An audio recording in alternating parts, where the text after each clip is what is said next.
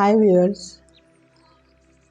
मेरे एक्शन को देखकर आप सोच रहे होंगे कि शायद मैं एलर्जी की पेशेंट तो नहीं हो गई, या फिर आपको मेरा एक्शन देखकर पहली थॉट क्या आई। हमें फीडबैक में जब भी आप दें ये ज़रूर बताइएगा कि मेरा फर्स्ट एक्शन देखकर आपको क्या रियलाइजेशन हुई। ये रियलाइजेशन हम सबको बहुत ज़रूरी है इस वक्त फील करना और रियलाइज़ करना। बेसिकली हम OCD ऑब्सेसिव कंपल्सिव डिसऑर्डर पूरी तरह से अपने माशरे में इसको फैला चुके हैं। OCD पॉजिटिव और नेगेटिव दोनों साइड्स पर होता है। इस वक्त इंतहाई जैसे इमरजेंसी ऐलान होते हैं, उसी इमरजेंसी अनाउंसमेंट की तरह ये प्रोग्राम आपके लिए, मेरे लिए और हम सब के लिए एक अलर्ट जोन की तरह है। हम छोटे छोटे एक्शन से OCD के पेशेंट बनते जा रहे हैं। OCD कभी मतलब ज़्यादा दूर ना जाएं, 10-20 साल पीछे चले जाएं, चलें 20 साल पीछे चले जाएं, तो OCD बहुत ज़्यादा कॉमन डिजीज़ नहीं थी। इवन के OCD के जो पेशेंट होते थे वो हाईली डिप्रेसिव स्टेट के ऊपर जाकर होते थे। थोड़ा सा हमारे पिछले 3 साल जो कोरोना ईयर्स हमारे गुजरे हैं, उसने हमें ऑब्सेसिव कंपल्सिव डिसऑर्डर के बहुत ज़्यादा मर्ज कर दिया है डिसऑर्डर के साथ। क्लीनिंग बहुत अच्छी बात है कि हम साफ़ सुथरे रहें, लेकिन कोरोना वायरस की वजह से जो हम सब के अंदर एक बहुत ज़्यादा हम आप कह लें कि अलर्ट जोन पर चले गए कि हमने अपने हाथ धोने हैं, हमने अपने आप को साफ़ रखना है। अगर हम उस टाइम पीरियड को भी, स्पेसिफिक टाइम पीरियड को भी नोट करें, तो हम सब के सब ऑल ओवर द वर्ल्ड एक कंप्लीटली OCD का शिकार हो चुके थे। वो पॉजिटिव OCD थी, केयरफुल OCD थी, यानी कि जहाँ पर हमने केयर करनी थी और उस केयर के लिए हमें बहुत लाजिम था कि हम खुद को साफ़ रखें, हम अपना ख्याल रखें, हम अपने इर्द गिर्द का ख्याल रखें। और बहुत से ऐसे केयरलेस लोग या बहुत से ऐसे नॉर्मल्स लोग जो बहुत रफ़ एंड टफ थे, उनको बहुत दिक्कत हुई। बाय द टाइम क्या हुआ है? बाय द टाइम ये हुआ है कि उस स्पेसिफ़िक टाइम ने, स्पेसिफ़िक केयर ने हमें बहुत ज़्यादा मेंटली हाईजैक कर लिया है। इस वक्त हमारे इर्द गिर्द, इंक्लूडिंग माई सेल्फ, मैं भी इसमें शामिल हूँ, हम बहुत ज़्यादा अलर्ट जोन पर चले गए हैं। जैसे मैंने एक्शन किया, मुझे अगर यहाँ पर कोई चीज़ फ़ील हो रही है, कोई भी इरिटेशन फ़ील हो सकती है, कोई इचिंग फ़ील हो सकती है, किसी भी तरह की हल्की फुल्की जो ख़ारिश होती है वो फ़ील हो सकती है, टच के साथ इरिटेशन फ़ील हो सकती है, तो मैंने उसको टच कर लिया, that's the end of the story. लेकिन ऐसा नहीं होता। मैंने यहाँ पर टच किया, मुझे लगा ओह अब मुझे यहाँ पर कुछ हो रहा है, फिर मैंने यहाँ टच किया, फिर मुझे लगा ये तो मेरी उंगली गंदी हो गई थी और मैंने इसके साथ यहाँ भी टच कर दिया। अब मैंने जहाँ जहाँ टच किया है वो सब चीज़ें गंदी हो गई हैं या जिम्मेटिक हो गई हैं। बेसिकली आजकल हम सब के सब बहुत ज़्यादा टचिंग, क्लीनिंग और वॉशिंग के अंदर OCD का शिकार हो गए हैं। हाथ धोने थे 20 सेकंड, हम 20 टाइम्स हाथ धोने लग गए। 20 सेकंड हाथ धोने की प्रैक्टिस का मतलब ये था कि जब भी हम हाथ धोएं, हम बहुत जल्दी में हाथ धोते हैं तो हम अपने हाथों को अच्छी तरह से साफ़ करें। लेकिन हुआ ये कि जो डिसऑर्डर पेशेंट थे, जो कि साइकोलॉजिकली, OCD एक साइकोसोमैटिक डिजीज़ है जिसमें फ़िज़िकल एक्शन शामिल है ऑब्वियसली, लेकिन OCD के हम सब नॉर्मल लाइफ से डिसऑर्डर का शिकार हो गए और हम सब इस वक्त शिकार हो गए हैं। आप इस बात को तस्लीम कर लीजिए। मैंने बिल्कुल नॉर्मल लोग देखे हैं कि वो कहीं भी उठते बैठते बहुत कॉन्शियस हो गए हैं कि जगह साफ़ है कि नहीं, हमसे पहले यहाँ कौन बैठा था, कहीं जर्म्स तो नहीं होंगे, अब इसको साफ़ कर लें, अब वो जो कपड़ा जिसके साथ साफ़ किया है उसको कहाँ रखें।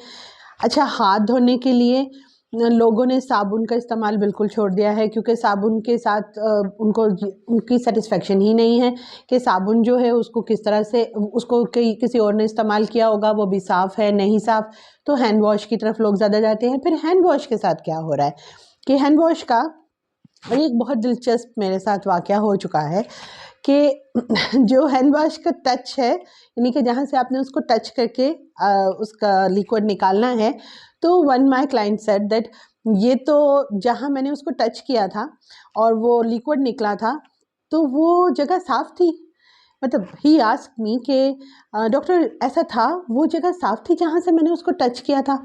इसका मतलब क्या हुआ कि हमें यहाँ तक जर्म हमारे ब्रेन में चला गया है कि वो मेरी उंगली गंदी थी या नहीं थी, उसको पहले किसने टच किया था, वो पहले साफ़ था कि नहीं साफ़ था, और फिर उसमें से जो लिक्विड निकला, लिक्विड तो चलो अंदर से निकला है, यहाँ तक उसकी सेटिस्फेक्शन थी, but literally he made me सिक।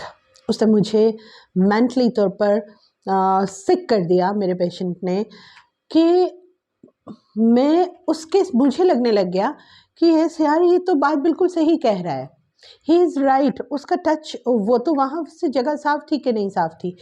हम नॉर्मली भी ऐसे लोगों के हमारे इर्द गिर्द ये सोच, ये बिहेवियर बहुत ज़्यादा हो रहा है कि समटाइम हमें लगने लग जाता है कि अगर हम नॉर्मली बिहेव कर रहे हैं, हम नॉर्मली थोड़ा सा केयरलेस विस्पर हो रहे हैं, तो हमें ऐसा महसूस होता है कि शायद हम बहुत गंदे हैं, या फिर हम ज़्यादा केयर नहीं कर रहे हैं, हम केयरफुल नहीं हैं, और इसी वजह से हम भी वो चीज़ें अडॉप्ट करने लग जाते हैं। अडॉप्टेशन ऑफ OCD कभी सदियों में भी नहीं होती थी। OCD ट्रांसफॉर्म होने वाली डिजीज़ नहीं थी। OCD के पेशेंट घरों में रहते थे, जहाँ भी होते थे, अपने दोस्तों में होते थे, वर्किंग स्टेशन पे होते थे, कॉलेज में होते थे, घर में होते थे, उनको देखकर कोई भी उसको अडॉप्ट नहीं करता था। लेकिन अभी क्या हो रहा है, हम हर किसी को देखकर अपनी नॉर्मल लाइफ को छोड़कर OCD के पेशेंट होते जा रहे हैं, और उसमें मैं आपको 5 से 7 टाइप्स बताती हूँ। हमारे इस पहली एपिसोड में आप अपने आप को और अपने इर्द गिर्द के लोगों को इन टाइप्स के अंदर आइडेंटिफाई करें। अगर आपको आइडेंटिफाई हो जाए तो उनको कहने की ज़रूरत नहीं है, और ख़ुद को भी कहने की ज़रूरत नहीं है, until unless कि you tested yourself। जब तक आप खुद को टेस्ट ना कर लें, तब तक don't declare yourself and others कि वो OCD के पेशेंट हैं। पेशेंट होना बहुत अगली बात है। OCD डिसऑर्डर है, इसको आइडेंटिफाई करने के लिए बहुत प्रोसेस है।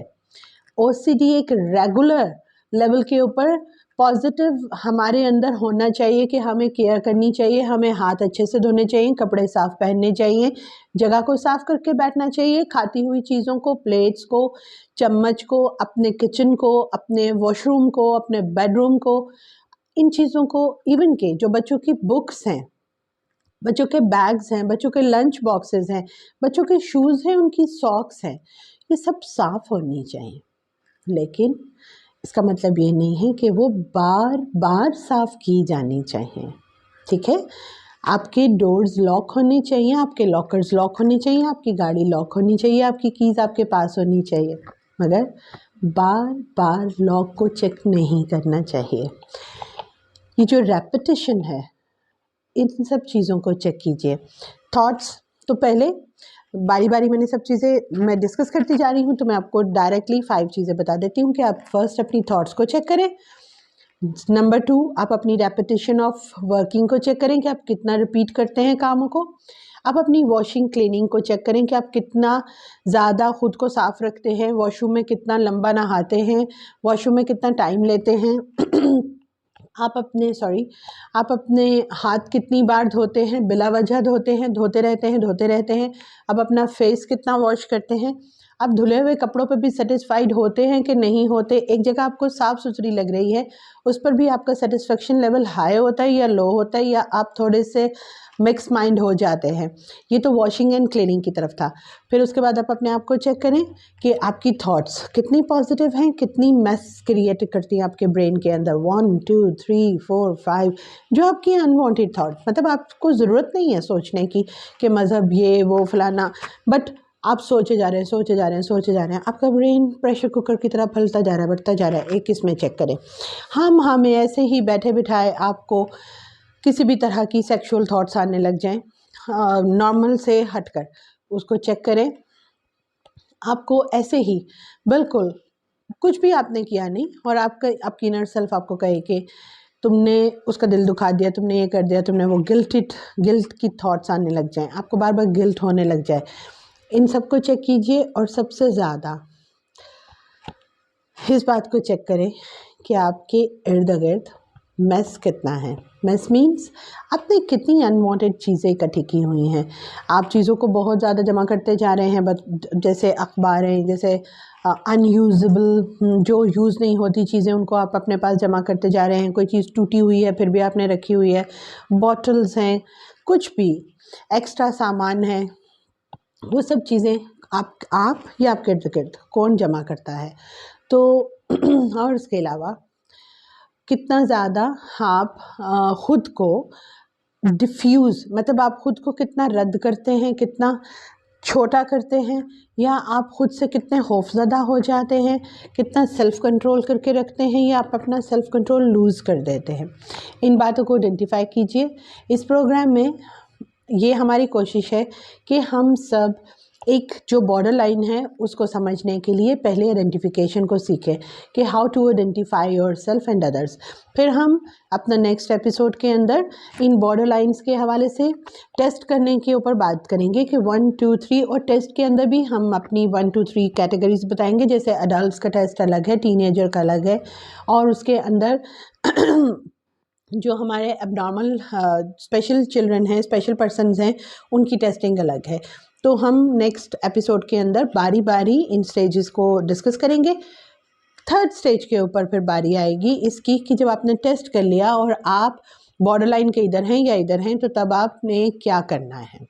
सबसे पहले टेस्ट आइडेंटिफाई योरसेल्फ। ओके, तो अपना बहुत ख्याल रखिए, और इस प्रोग्राम के हवाले से हमें फ़ीडबैक ज़रूर दीजिए, अपने कमेंट्स ज़रूर शेयर कीजिए कि आपको ये प्रोग्राम कैसा लगा, और ये फ़ीडबैक ज़रूर दीजिए कि इससे आपको आपकी डेली लाइफ और आपके अदर्स को आइडेंटिफाई करने और हेल्प करने में कितनी मदद मिली। बहुत शुक्रिया, अपना बहुत ख्याल रखिए।